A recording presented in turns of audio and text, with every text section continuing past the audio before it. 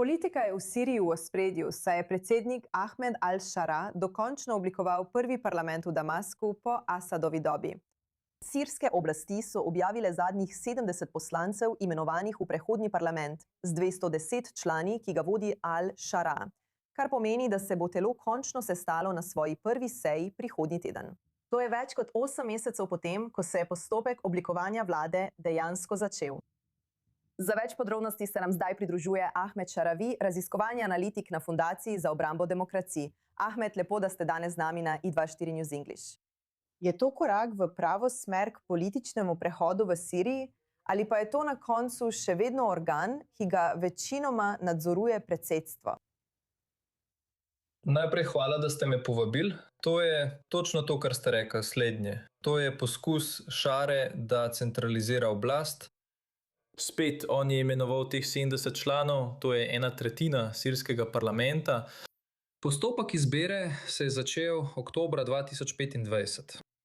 Ampak samo za občinstvo, samo da pojasnim, kako je bil ta postopek izveden oziroma kako je bil ta parlament imenovan. 2/3 parlamenta je izbral odbor, ki ga je imenoval Šara osebno. In to so predpisi, ki so mu bili dodeljeni v ustavni deklaraciji, ki je bila podpisana marca 2025.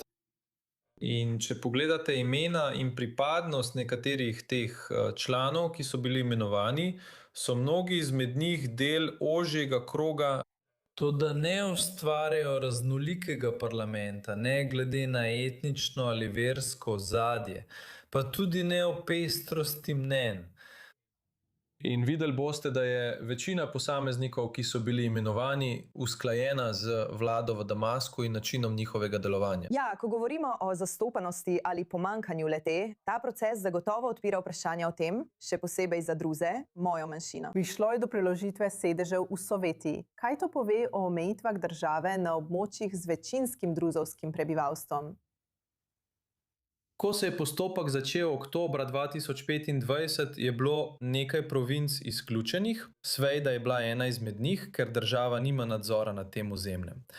Enako pa velja tudi za province v severovzhodni Siriji, ki so jih nadzorovale kurdsko vodene sirske demokratične sile. Po januarskem sporazumu je bil dosežen dogovor, da se volitve izvedejo v teh provincah in tako so bila ta mesta zapolnjena. Tudi Suvejda ostaja vprašaj. In mislim, da je veliko ljudi domnevalo, da bo Šara imenoval več druzov in posameznikov iz Suvejda, da bi zapolnil to vrzel, vendar se zdi, da bo vlada še naprej odlagala volitve na tem območju. Kljub temu sta bila imenovana 2 posameznika iz Suvejda, eden je beduin, drugi pa druz. Vendar pa je druzovski poslanec, ki je bil izbran, povezan z vlado, in ni povezan z druzovskimi frakcijami, ki nadzorujejo Suvejd in njegovo okolico. Torej, zdaj, ko poznamo teh 210 poslancev, kaj lahko pričakujemo naprej? Prva seja bo v ponedeljek, mislim. Kaj je na vrhu dnevnega reda za to novo vlado? Mislim, da je prvi korak odločitev, v katerih odborih bodo te poslanci delovali. Ampak mislim, da je tukaj pomembno to, da se Sirija vodi preko predsedniških odlokov od padca režima Asada. In po sirski ustavi ima predsednik, izključna pooblastila. Vendar mora parlament igrati vlogo pri notranjih zadevah, naj bo to podeljevanje amnestije ali sprejemanje proračuna. In tako je bilo v zadnjem letu in pol vse te odločitve sprejete strani izvršne oblasti. Zanimivo bo videti, ali bo prišlo do kakršnega koli nesoglasja med parlamentom in izvršno oblastjo, ali pa bo parlament dobil več pristojnosti. Toda glede na to, kako je ta prehod potekal od prvega dne in glede na to, kako je bila ta ustava napisana, je malo verjetno, da bomo videli resničen parlament, ki bi predstavljal voljo ljudstva. In to Sirijo približuje demokraciji. No, Ahmed, hkrati je sirsko ministrstvo za pravosodje pravkar pripravilo osnutek zakona, katerega namen je zaščititi pravice žrtev iz obdobja Asada. Je to korak k resnični prehodni pravičnosti ali bolj simbolična poteza v tej fazi? Mislim, da je bil narejen iskren poskus za prehodno pravičnost. Mislim, da je bilo več sojenj proti uradnikom iz obdobja Asada, torej članom vojske in varnostnega aparata.